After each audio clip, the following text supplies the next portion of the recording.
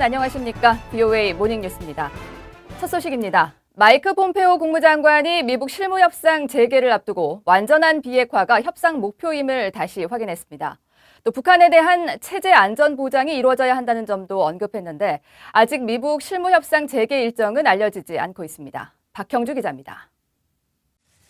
마이크 폼페오 국무장관은 북한 비핵화와 관련해 올바르고 충분하며 완전하게 검증할 수 있는 방식으로 이루어져야 한다고 밝혔습니다. 폼페오 장관은 12일 미 라디오 프로그램과의 전화 인터뷰에서 이런 비핵화 목표를 달성할 수 있다면 진정한 역사적 업적이 될 것이라고 강조했습니다. 미북 실무협상 재개를 앞두고 일각에서 핵 동결론을 제기하고 있는 가운데 미 정부의 협상 목표는 최종적이고 완전히 검증 가능한 비핵화, 즉 FFVD라는 원칙을 재확인한 겁니다. 폼페오 장관은 또 양측이 바라는 최종 상태인 공동 목표와 달성 방법에 대해 도널드 트럼프 대통령과 자신이 북한 김정은 위원장 등과 긴 대화를 통해 논의했음을 상기시켰습니다. 그러면서 북한 주민들의 더 나은 삶과 함께 북한이 필요로 하는 안전 보장이 갖추어지도록 확실히 해야 한다고 밝혔습니다.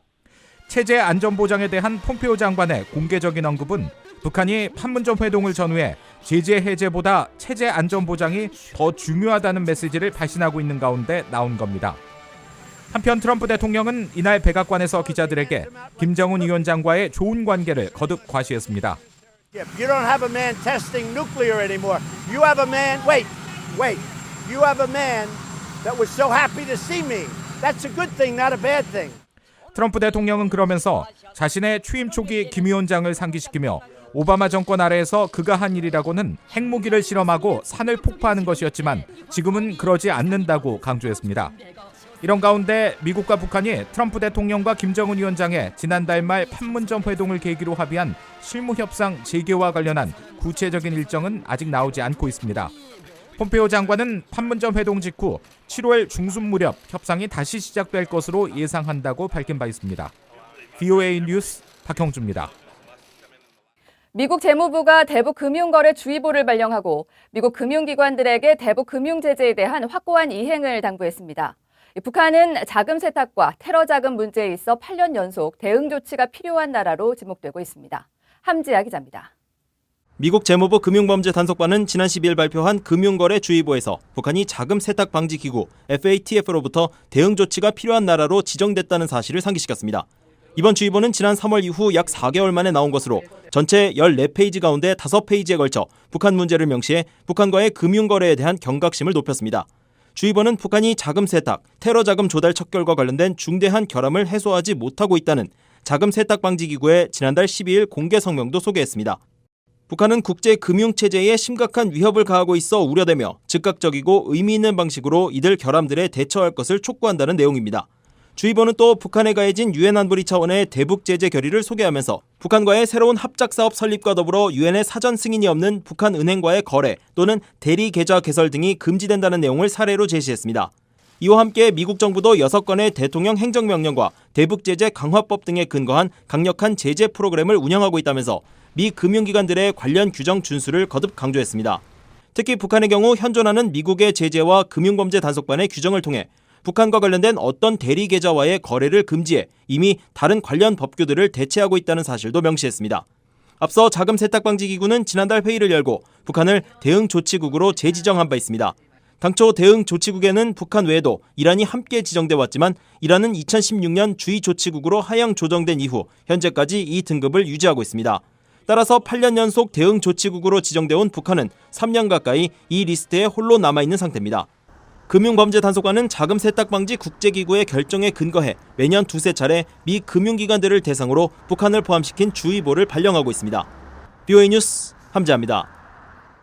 한국의 전문가들은 최근 잇따르고 있는 북한의 한국 비난에 대해 미한 공조의 균열을 시도하는 전술로 분석했습니다. 또 미국의 구체적인 상응 조치를 요구하며 북한이 협상 재개에 시간을 끈다는 분석도 나왔습니다. 서울에서 안소영 기자가 전해드립니다. 판문점 미북 회동 이후 미북 실무 협상이 추진되고 있는 가운데 북한은 매체들을 통해 문제 해결 가능성이 없는 상대와 마주 앉을 필요가 없다는 등 연일 한국 정부를 비난하고 있습니다. 실무 협상을 앞두고 북한이 미한 공조의 균열을 만들면서 한국의 한반도 문제는 우리 민족끼리 해결하자는 메시지를 보낸 것이라는 분석이 나왔습니다. 또 실무협상과는 별개로 한국의 남북 정상회담을 원하면 그에 따른 상응 조치를 하라는 요구로 지적됐습니다.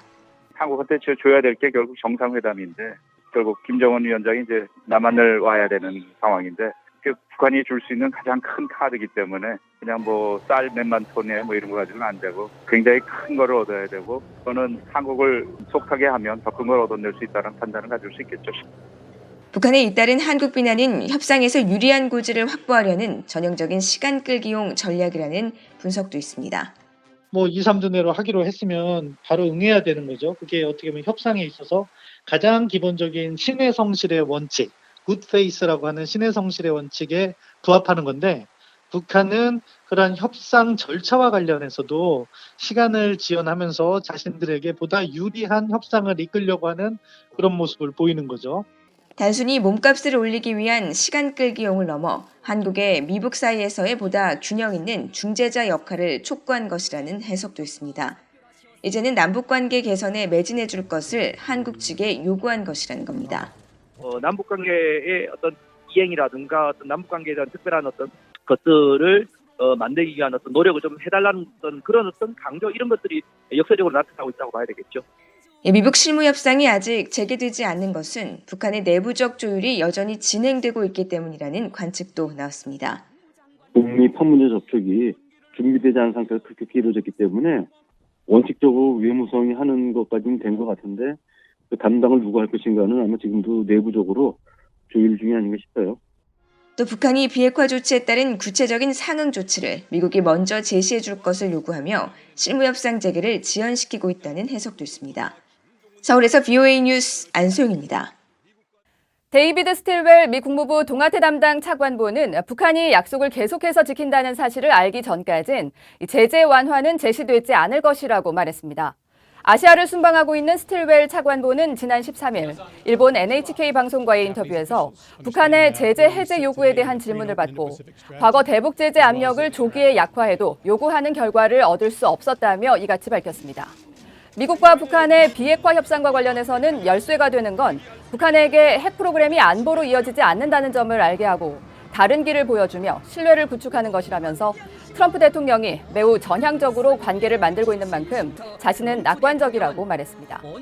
일본에 이어 필리핀과 한국, 태국을 차례로 방문할 스틸웰 차관보는 오는 17일 한국에 도착해 청와대와 외교부 고위 당국자들과 만나 북핵 문제 등을 논의할 예정입니다. 북한 선박 와이저네스트호의 몰수 소송을 맡은 재판부가 오는 9월 변호인들의 법원 출석을 통보했습니다. 법원 기록 시스템에 따르면 이번 소송이 제기된 미국 뉴욕 남부 연방법원의 케빈 카스텔 판사는 11일 발표한 결정문에서 모든 관련인의 변호인들은 9월 12일 뉴욕 연방법원에서 개최되는 사전 심리에 출석해야 한다고 명시했습니다. 그러면서 원고의 대리인, 즉 미 검찰이 이번 통지문을 관련인들에게 즉시 전달해야 한다고 밝혔습니다. 이에 따라 결정문은 원비어 측 변호인은 물론 와이저네스트호의 소유권을 주장할 수 있는 북한 측 대리인에게도 전달될 것으로 보입니다. 한국의 법원이 북한산 무연탄 16억 원어치를 중국산, 베트남산으로 속여 국내로 밀반입한 혐의로 재판에 넘겨진 A씨 등에게 1심에서 집행유예를 선고했습니다. 한국 부산지법 형사 5부는 특정 범죄 가중처벌 등에 관한 법률, 대외무역법, 관세법 위반 혐의로 기소된 A씨와 B씨에게 각각 징역 2년에 집행유예 3년, 징역 1년 6개월에 집행유예 2년을 선고하고 C씨도 징역 10개월에 집행유예 2년을 선고했다고 지난 14일 밝혔습니다. 판결문에 따르면 A, B씨는 지난 2017년 4월에서 5월 중국에서 수입 통관된 5억 2,800만 원어치의 북한산 무연탄 5천여 톤을 중국산으로 세관에 신고한 뒤 수입했으며 또 A씨와 C씨는 지난해 3월에서 6월 사이 베트남으로 보내진 10억 8천여만 원어치의 북한산 무연탄 8천여 톤을 베트남산으로 속여 한국에 반입한 혐의를 받았습니다. 재판부는 A씨와 B씨에게 각각 선고한 2억 원 이상의 벌금도 유예했습니다.